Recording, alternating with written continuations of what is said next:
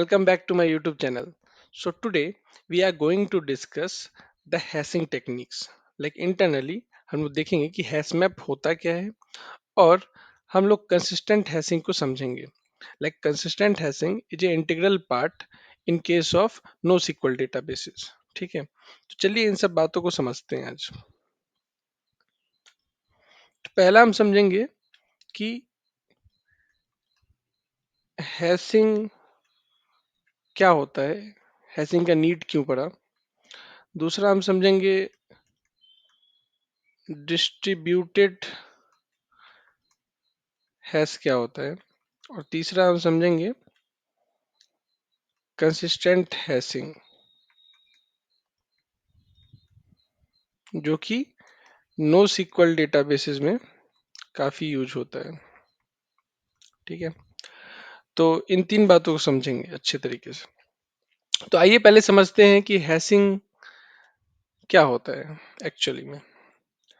तो आपने सुना है हैश मैप, राइट. ये हैश मैप कुछ नहीं है. हैश मैप एक डेटा स्ट्रक्चर है. ठीक है, हैश मैप क्या है? एक डेटा स्ट्रक्चर है जिससे हम फास्टर लुकअप हो सकता है. Faster you can query it, you can search it. ठीक है, फास्टर सर्च होता है मीन्स ऑर्डर ऑफ वन में होता है. वो कैसे होता है हम देखेंगे. ठीक है, एक्चुअल में सिनेरियो क्या था कि सपोज करो कि बहुत सारा आइटम पड़ा हुआ है. हमारे पास पहले से एरे डेटा स्ट्रक्चर था, राइट. बहुत सारा आइटम पड़ा हुआ है इस तरीके से. जब आपको कोई बोलेगा कि आप एक काम करो, 10 उठा के दे दो, तो 10 यहाँ पे है. ठीक है, तो आपको क्या करना होता है, वन बाय वन आप जाओगे, सर्च करोगे, तो ये ऑर्डर ऑफ एन में जाएगा. ठीक है, वन बाय वन जाके सर्च करेगा. वर्स्ट केस में हो सकता है कि आपको वो एलिमेंट मिले भी ना, तो आपको सारा एन ऑपरेशन एन एलिमेंट को सर्च करना पड़ेगा, कंपेयर करना पड़ेगा. तो ये पहला लॉजिक था. ठीक है, तो मुझे कोई भी चीज ऑर्डर ऑफ एन में ना करके ऑर्डर ऑफ वन में करनी है. ठीक है, इसकी वजह से हैश मैप पिक्चर में आता है. ठीक, अपन इसको एरे को भी इसको फास्ट कर सकते हैं, एरे में ही लुकअप फास्ट कर सकते हैं. जैसे अब मैं बोलूंगा कि मैं एक एरे लिया. प्रॉब्लम तो यही था ना कि 7 इधर स्टोर है, तो मैं चाह रहा हूँ कि 7 इंडेक्स पे 7 को स्टोर करूँ. समझ रहे हो इस बात को?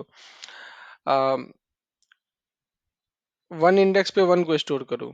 ठीक है, 2 इंडेक्स पे 2 को स्टोर करूँ. अगर इस तरीके से करता हूँ मैं, तब अगर मुझे 2 फाइंड करना है तो मैं एरे ऑफ 2 डायरेक्टली सर्च कर सकता हूँ, राइट.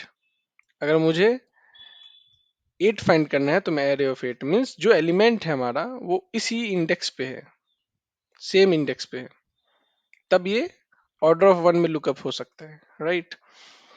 तो यहाँ जो है, क्योंकि इंडेक्स जो है वो एलिमेंट से रिलेटेड है, राइट. पर ये सब में पॉसिबल नहीं है. जो सर्च है हमारा वो हमेशा तो ऐसा है नहीं कि वो नंबर ही होगा कोई. ठीक है, तो जो डेटा है, जो ऑब्जेक्ट्स हैं हमारे, वो कुछ भी हो सकते हैं. इट्स नॉट लाइक कि वो कोई होल नंबर ही होगा, 0 1 से ही चालू होना चाहिए.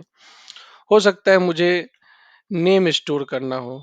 ठीक है, उस ऑब्जेक्ट के पास एज हो, उस ऑब्जेक्ट के पास एम्प्लॉय आईडी हो. इतने सारे इंफॉर्मेशन को मुझे सपोज करो कि मुझे स्टोर करना है और मुझे नेम से आइडेंटिफाई करना है या फिर एम्प्लॉय आईडी से आइडेंटिफाई करना है. ठीक है, तो इस केस में अगर मैं कोई स्ट्रिंग लूंगा, तो उस केस में आप इंडेक्सिंग कैसे करोगे? समझ रहे हो बात को? अगर मुझे नेम चाहिए कि ऋषभ वाला यहाँ स्टोर हो, ठीक है, या फिर अमित वाला इधर स्टोर हो, राहुल वाला इधर स्टोर हो, तो नहीं हो पाएगा. हमारा लॉजिक ही यही था कि इंडेक्स जो है वो एलिमेंट से रिलेटेड हो. इस वजह से हैशिंग पिक्चर में आता है. तो हम क्या चाहेंगे कि जो भी हमारा की है, इन जनरल क्या होता है, ये सब ये हमारा ऑब्जेक्ट है. ठीक है, इसके लिए हम कोई की डिसाइड करेंगे. या एम्प्लॉय आईडी पे हम स्टोर कर सकते हैं। मीन्स किससे मुझे सर्च करना है, ठीक है। मुझे अगर एम्प्लॉय आईडी से सर्च करना है तो हमारा की ये होगा, ठीक है। और वैल्यू वो सारा हो जाएगा ऑब्जेक्ट के फीचर्स, ऑब्जेक्ट के जितने फीचर्स हैं वो हमारे वैल्यू हो जाएंगे। इतना तक क्लियर है। तो अब हमारा तरीका ये होता है कि कैसे भी इस नेम को हम कोई न्यूमेरिकल रिप्रेजेंटेशन दे इसको, ठीक है। एक तो तरीका है सबकी इसकी आस्काई वैल्यू ले लो और फिर इसकी आस्काई से मल्टीप्लाई कर दो, राइट। मतलब डिफरेंट टेक्निक्स हम इस्तेमाल कर सकते हैं इसको न्यूमेरिकल रिप्रेजेंटेशन में चेंज करने के बाद, चेंज करने के लिए।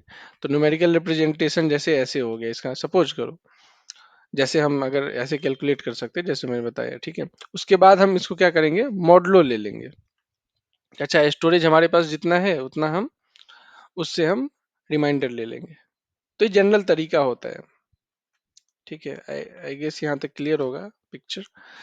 तो हैशिंग का मेन कंसेप्ट ही है कि जो हमारा रेंज होगा की कुछ भी हो सकता है, की स्ट्रिंग हो सकता है, की टेक्स्ट हो सकता है, की इंट हो सकता है, ठीक है, की आईपी एड्रेस हो सकता है। एक तो जो हमारा की है वो कुछ भी हो सकता है, ऑब्जेक्ट का कोई भी फीचर मैं उठा सकता हूँ, ठीक है। तो उसका डोमेन जो होगा, उसका रेंज जो होगा वो इनफाइनाइट होगा। पर इसको अपने को क्या करना है, इतने इनफाइनाइट रेंज को हम चाहते हैं कि कुछ पर्टिकुलर वैल्यू से मैप करें, फाइनाइट सेट से मैप करें, ठीक है। तभी लुकअप पॉसिबल होगा। यहाँ पे मैंने क्या बोला कि जैसे एम्प्लॉय आईडी आप मान के चलो, सपोज करो कि आपके पास 10 लाख एम्प्लॉय है, ठीक है। सबके अपने अपने क्या है, यूनिक आईडी है। तो अगर मैं एरे के तरीके से जाऊं, एरे के तरीके से जाऊं तो मुझे 10 लाख साइज का मुझे करना पड़ेगा, एक एरे डिफाइन करना पड़ेगा। और सब एम्प्लॉय आईडी 100 के करस्पॉन्डिंग 100 का डिटेल, 2000 के करस्पॉन्डिंग 2000 का डिटेल। बट ये प्रैक्टिकली पॉसिबल नहीं है क्योंकि इतने बड़े डेटा स्ट्रक्चर को होल्ड करना मेमोरी कंस्ट्रेंट होगा, और कल को अगर ये स्केल होता है तब अपन क्या करेंगे। तो इस वजह से ये तो एरे वाला जो टेक्निक है हमारे पास जो कि ऑर्डर ऑफ वन में सर्च कर रहा है वो फेल हो जाएगा, राइट। तो अपन क्या करेंगे, अपन हैशिंग टेक्निक का इस्तेमाल करेंगे, ठीक है। तो आपने देखा कि 1 से 1 मिलियन तक हमारे पास एम्प्लॉय है जिसका यूनिक आईडी है। तो हम क्या करेंगे, हैश फंक्शन डिफाइन करेंगे। Hash of ID is equal to अपन ले लेंगे आईडी मॉडलो। अगर हमारे पास मान के चलो 10 बकेट, ठीक है। तो अपन देखते हैं अपन, ठीक है। 1 के करस्पॉन्डिंग क्या होगा, 1 होगा। 2 के करस्पॉन्डिंग 2 होगा। इसी तरीके से आप जब भी आईडी मॉडलो 10 करोगे तो वैल्यू कहाँ से देगा, 0 to 9 देगा। तो आप देख रहे हो कि जो हमारे पास इतना बड़ा सेट था उसको अपन क्या मैप कर दिए, उसको बस इस छोटे से सेट में मैप कर दिए। तो अपन क्या करेंगे, ये बकेट ले लेंगे, 10 बकेट ले लेंगे, ठीक है, इस तरीके से 0 to 9 जिसका हमारा हैश वैल्यू आएगा, ठीक है। समझ में आ रही बात। तो जब हमने बोला कि एम्प्लॉय आईडी 99 मुझे सर्च करके बताओ, तो ये 99 मॉडलो 10 करेगा, कितना आएगा रिमाइंडर 9। तो ये 9 वाले बकेट में जाएगा। तो पहले क्या होता था, पहले अपने को सर्च करना है तो फुल टेबल स्कैन करना होता, 1 मिलियन तक रिकॉर्ड था, फुल टेबल स्कैन करना पड़ता। तो ये नहीं करना पड़ेगा। अब मुझे पता है कि 99 वाला एम्प्लॉय जो है ये इस वाले बकेट में ही है। तो अपन फुल स्कैन करने से बच गए, ठीक है। तो इससे हमारा क्या हुआ, क्वेरी फास्ट हुआ, ठीक है। अब ऑर्डर ऑफ वन में कैसे, अगर सपोज करो हमारे पास दो चीज होता कि एम्प्लॉय आईडी होता और इसकी सैलरी होती, तो हम इसके करस्पॉन्डिंग सैलरी रख देते, एम्प्लॉय आईडी करस्पॉन्डिंग, समझ रहे हो? तो डायरेक्ट हम एरे, ये एरे है हमारा, ये हमारा एक एरे है जहाँ पे 0 to 9 इसका इंडेक्स, तो हम सीधे एम्प्लॉय आईडी 9 पे चले जाते हैं। ठीक है, इसी तरीके से एम्प्लॉय आईडी 101 करता तो 1 रिमाइंडर हुआ, तो हम सीधे इसका है हैश वैल्यू जो है हमारा, हैश वैल्यू क्या है हमारा, हैश वैल्यू कितना है 1, तो सीधे 1 को पॉइंट करते हैं। तो ऑर्डर ऑफ 1 में हम फाइंड आउट कर पा रहे हैं चीजों को। ठीक है, वही एरे का ही फंडा है, बस बस तरीका ये है कि हम जब आर्बिट्रेरी साइज का जो इनपुट था हमारा, उसको अपन हैश वैल्यू की मदद से क्या कर रहे हैं, उसको न्यूमेरिकल रिप्रेजेंटेशन दे रहे हैं, उसका इंडेक्स फाइंड करने, क्योंकि पहले हमारे पास एम्प्लॉय आईडी बहुत सारा हो सकता है, तो अपने को उसको पर्टिकुलर फाइनाइट सेट में कन्वर्ट करना है। ठीक है, तो ये था ओवरऑल हैशिंग का कंसेप्ट। ठीक है, इसमें एक दो चीजें और देख लेते हैं अपन। तो आपने देखा कि अब ये इन मेमोरी डेटा स्ट्रक्चर होता है हैशमैप, तो कुछ इस तरीके से होगा, एक वेक्टर होगा और वहां पे सपोज करो एक 101 का जो भी हमारे पास एम्प्लॉय आईडी है उसका मुझे चाहिए था, तो अपन क्या करेंगे, ये 1 को पॉइंट करेगा, राइट। अच्छा, 201 को क्या होगा फिर, 10 से मॉडलो करो, ये भी 1 को पॉइंट करेगा, राइट। तो अब ऑब्वियस सी बात है, 1 मिलियन रिकॉर्ड है, अब मैं चाह रहा हूं कि यहाँ पे स्टोर करूं इस कुछ फाइनाइट सेट में, तो कॉलिजन होगा, ऑब्वियस सी बात है।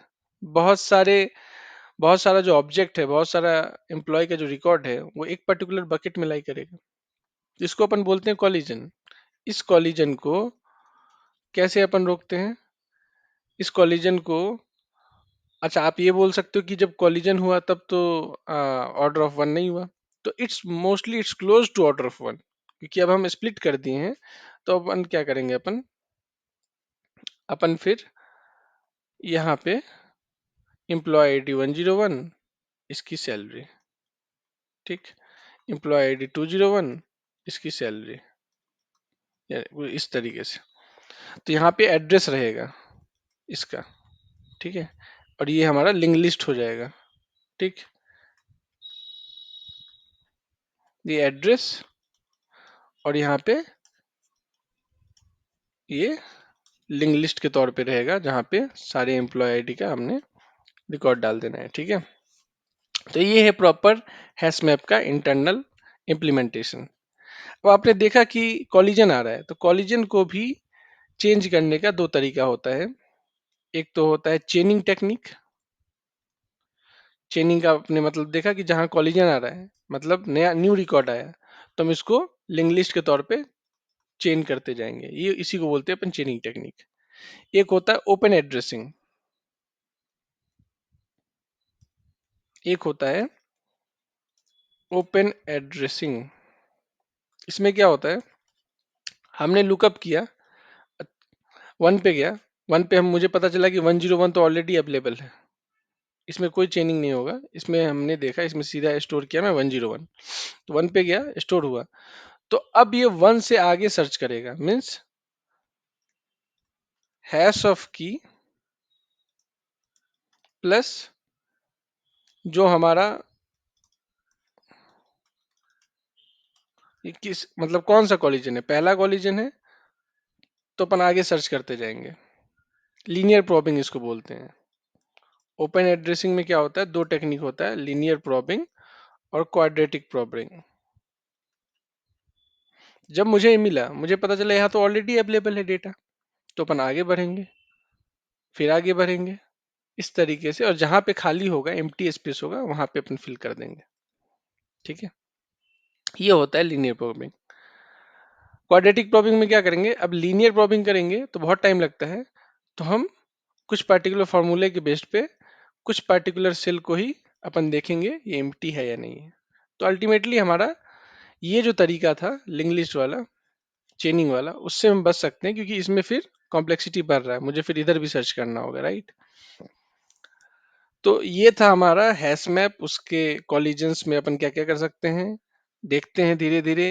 अगर वहां पे ऑब्जेक्ट मिलती है तो आगे बढ़ते हैं, फिर सर्च करते हैं, इस तरीके से। ठीक है। अब इसका एक इशू को मैं एड्रेस करता हूं कि हैश मैप का इस्तेमाल क्यों नहीं करना चाहिए। हर जगह इस्तेमाल नहीं होता है। डेटाबेस में रिकॉर्ड सर्च करते वक्त इसका इस्तेमाल नहीं होता है। अल्टीमेटली हैश मैप क्या है? फास्टर सर्च करना, राइट? तो क्वेरी तो मुझे फास्टर चाहिए, क्वेरी का रिस्पॉन्स।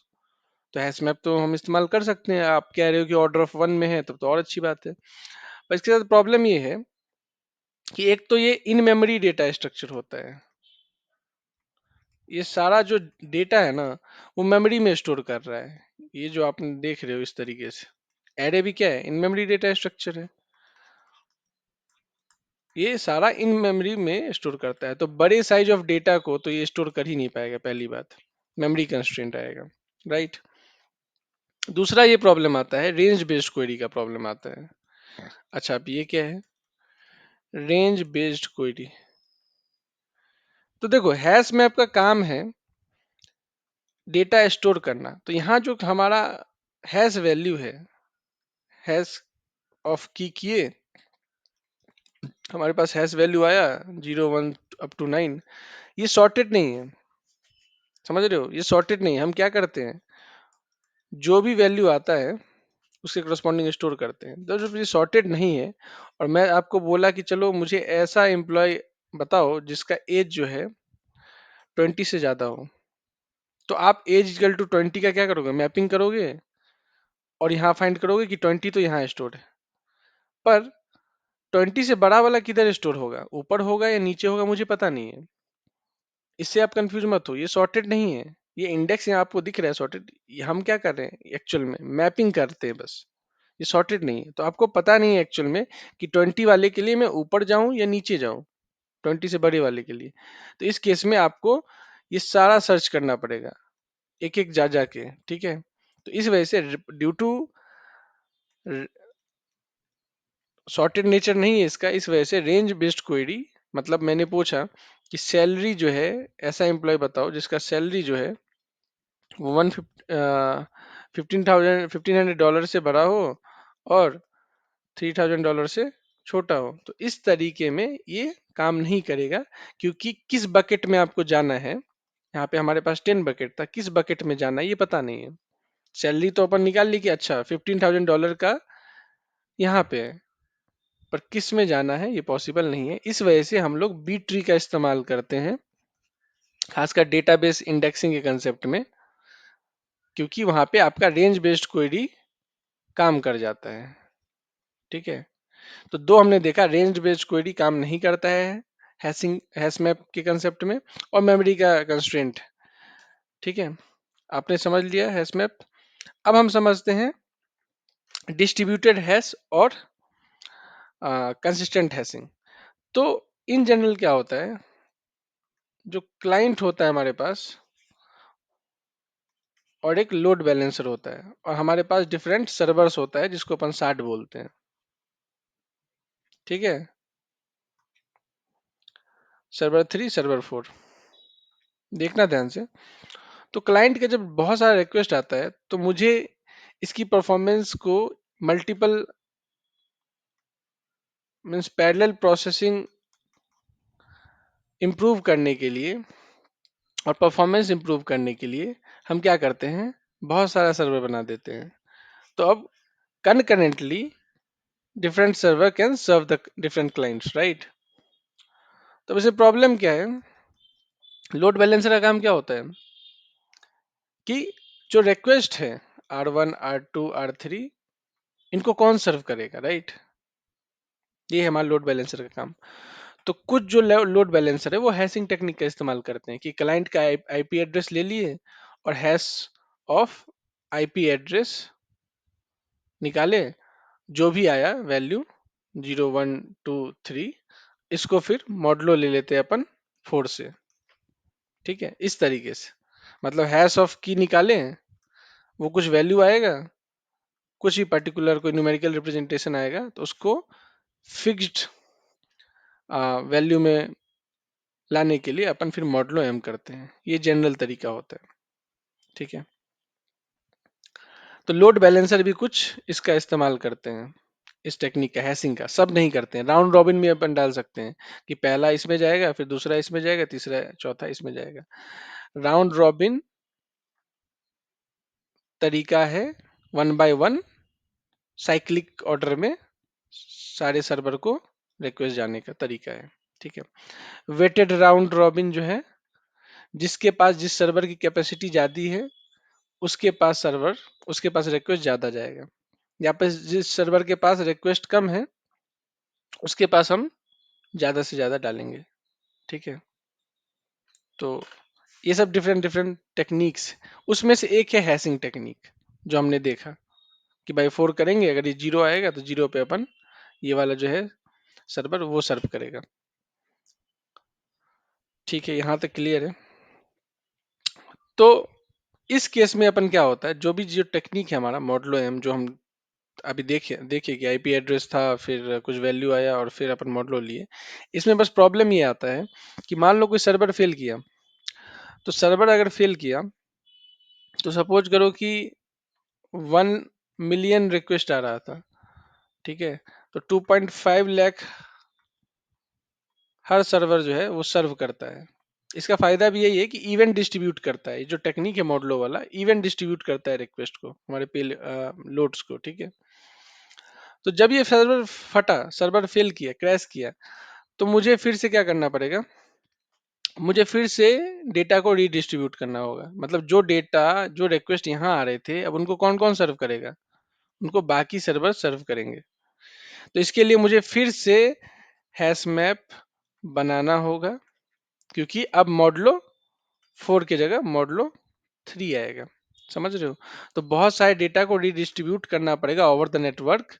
तो इससे होता क्या है, अब लेटेंसी का इशू आएगा, क्योंकि अब इन सारे डेटा को मुझे रेप्लिकेट करना पड़ेगा रेस्ट ऑफ द शार्ड में, तभी तो रिस्पॉन्ड कर सकेंगे।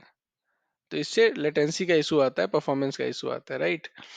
तो इससे बचने का तरीका है हमारा कंसिस्टेंट हैशिंग। हमने देखा कि जो तरीका हम लोग अपना रहे थे उससे रीडिस्ट्रीब्यूशन का प्रॉब्लम आ रहा है, उससे रीडिस्ट्रीब्यूशन का प्रॉब्लम आ रहा है। ओवर द नेटवर्क इतने बड़े साइज के डेटा को डिस्ट्रीब्यूट करना, ये दिक्कत वाली बात है। ठीक है। तो इसके वजह से हम क्या करते हैं, जो तरीका था हमने दिखाया, तो हम अब क्या करेंगे, कंसिस्टेंट हैशिंग का इस्तेमाल करेंगे। उसमें क्या होता है, हम पहले हमारे पास 3 या 4 सर्वर जो भी है, सर्वर का आपने आईपी एड्रेस निकाला, इसको हैश किया, जो भी लोकेशन आया आपने डाल दिया सर्वर को, इस तरीके से जो भी आएगा। ठीक है। अब जो रिक्वेस्ट आता है, तो रिक्वेस्ट का जो भी आईपी एड्रेस होगा क्लाइंट का, क्लाइंट आईपी, उसको अपन हैशिंग करेंगे। और सपोज करो कि हमारा रिक्वेस्ट जो है वो यहाँ पे आया, ये सारा वैल्यू होगा, कुछ भी वैल्यू हो सकता है, 0 to 2 पाई हो सकता है, या फिर जिस तरीके से अपन हैश करेंगे, या 0 to 2 का पावर 32 - 1। अगर हम 32 बिट आर्किटेक्चर का वो स्पेस ले लें हम, ठीक है, स्पेस ले ले, तो डिपेंड करेगा आप कैसे इंप्लीमेंट करना चाहते हो। ठीक है। तो यहाँ पे कोई वैल्यू आएगा। ठीक है। ओके। क्योंकि उसमें भी यही करेंगे, हैश ऑफ आईपी एंड ये वाला करेंगे, मॉडलो ऑफ दिस वन 2 पाई। ठीक है। तो अब रिक्वेस्ट यहाँ पे आया। ठीक है। तो अब एक्चुअल में रिक्वेस्ट जो है किसी सर्वर पे नहीं जा रहा है। अब अगर रिक्वेस्ट यहाँ आता है तो जो भी क्लॉकवाइज में जो भी हमारा सर्वर क्लोज होगा वो सर्वर इसको सर्व करेगा। सिमिलरली यहाँ पे एक रिक्वेस्ट आया हमारे पास R2, अब इसको कौन सर्व करेगा, ये सर्व करेगा। ठीक है। यहाँ पे आया R3, इसको कौन सर्व करेगा, ये सर्व करेगा। तो अब इस केस में देखना कि अगर अगर अब ये जो सारा डेटा था इधर वाला, सारा रिक्वेस्ट जो इधर आ रहा था उसको कौन सर्व करता था, ये सर्व करता था। ठीक है, राइट। अब अगर ये क्रैश करता भी है, क्रैश अगर करता भी है, तो ये जो डेटा था पहले जो रिक्वेस्ट आ रहा था उसको तो ये सर्व कर ही रहा था S1, तो अब ये जो रिक्वेस्ट है उसको भी S1 सर्व करेगा। मतलब हमने देखा कि ये जो है जितने सर्वर्स हैं हमारे पास, अगर ये गया भी फेल भी किया तो कुछ ही जो जो हमारे पास ये जो आप जो ये जो पॉइंट देख रहे हो, ये सारे रिक्वेस्ट को अब ये सर्व करेगा। मीन्स हमको बाकी को रिडिस्ट्रीब्यूट नहीं करना पड़ा, राइट। सो इससे क्या होता है, इस प्रोसेस से रिडिस्ट्रीब्यूशन काफी कम होता है, कम रिक्वेस्ट का रिडिस्ट्रीब्यूशन होता है। इस वजह से हम इस टेक्निक का हर जगह इस्तेमाल करते हैं। इधर कैसेंड्रा आप ले लो, ठीक है। तो जो भी नो सीक्वल डेटाबेसेस होते हैं जहाँ पे अवेलेबल होना चाहिए, मतलब जितने भी सर्वर से अवेलेबिलिटी ज़्यादा मैटर करता है कंसिस्टेंसी से, तो वहाँ पे हम हैशिंग टेक्निक का इस्तेमाल करते हैं ताकि रिक्वेस्ट को, पेलोड को रिडिस्ट्रीब्यूट कर पाए डिफरेंट सर्वर्स के, ठीक है। इसमें भी आपने समझा, इसमें भी एक प्रॉब्लम होता है। इसमें एक प्रॉब्लम ये अब आ जाता है कि अनइवन डिस्ट्रीब्यूशन ऑफ लोड होता है, ठीक है। आई होप कि अभी तक क्लियर होगा। तो in case of scaling up या अप स्केलिंग और डाउन स्केलिंग के केस में, जब भी हमारा लोड अगर फ्लक्चुएट करता है, बहुत ज्यादा लोड फ्लक्चुएट करेगा, मतलब हमारे पास सर्वर्स को हमको या तो इंक्रीज करना पड़ेगा या तो डिक्रीज करना पड़ेगा नंबर ऑफ सर्वर्स। तो उस केस में वो वाला जो कंसेप्ट था जहाँ पे पर्टिकुलर सर्वर पे जाता था, तो बार बार हम मुझे क्या होगा, सर्वर घटाएंगे, सर्वर बढ़ाएंगे, बार बार रिडिस्ट्रीब्यूशन होगा, तो ये इनइफिशियंट हो जाएगा। तो जहां पे बहुत ज्यादा लोड फ्लक्चुएट कर रहा है उस केस में इसको नहीं लेंगे, उस केस में इसको लेंगे, कंसिस्टेंट हैशिंग को। समझ में आ गई बात। इस केस में भी क्या होता है, कंसिस्टेंट हैशिंग केस में, मान लो कि बहुत ज्यादा रिक्वेस्ट इधर आ गया, तो इसको कौन सर्व करेगा, ये वाला सर्व करेगा, ठीक है। तो इससे बचने के लिए हम लोग क्या करते हैं, वर्चुअल सर्वर बनाते हैं। वर्चुअल सर्वर का मतलब ये है कि जिस किसी के भी पास, जिसके पास ज्यादा कंप्यूट रिसोर्स है, सीपीयू है या रैम है, वो आइडियली वो ज्यादा रिक्वेस्ट को सर्व करे।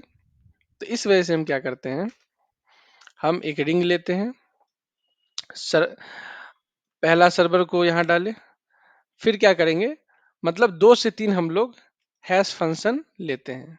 हैश फंक्शन यहाँ क्या होता है, मल्टीपल हैश फंक्शन लेते हैं।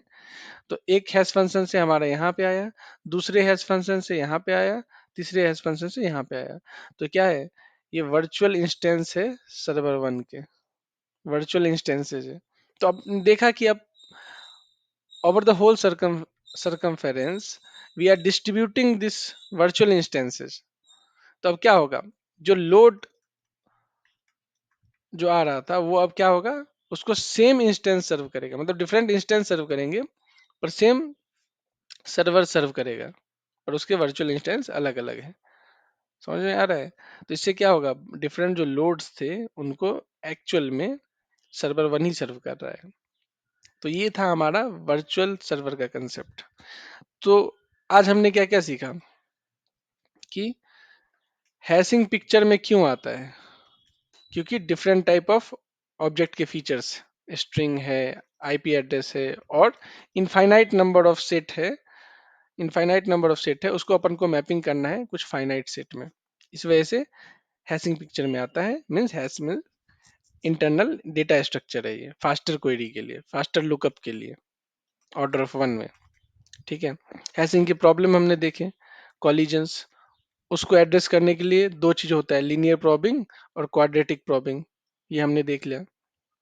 फिर हमने डिस्ट्रीब्यूटेड हैश देखा कि लोड बैलेंसिंग के टाइप पे भी हम हैशिंग का इस्तेमाल करते हैं। उसमें भी हमने देखा कि कहाँ पे फेल करता है, रिडिस्ट्रीब्यूशन पे फेल करता है। तो फिर उसके लिए क्या उपाय है, कंसिस्टेंट हैशिंग पे जाते हैं। कंसिस्टेंट हैशिंग के भी क्या पास क्या प्रॉब्लम है, अनइवन लोड, इसको कैटर करने के लिए अपन क्या करते हैं, virtual instances. I guess mostly हम लोग कवर कर चुके हैं।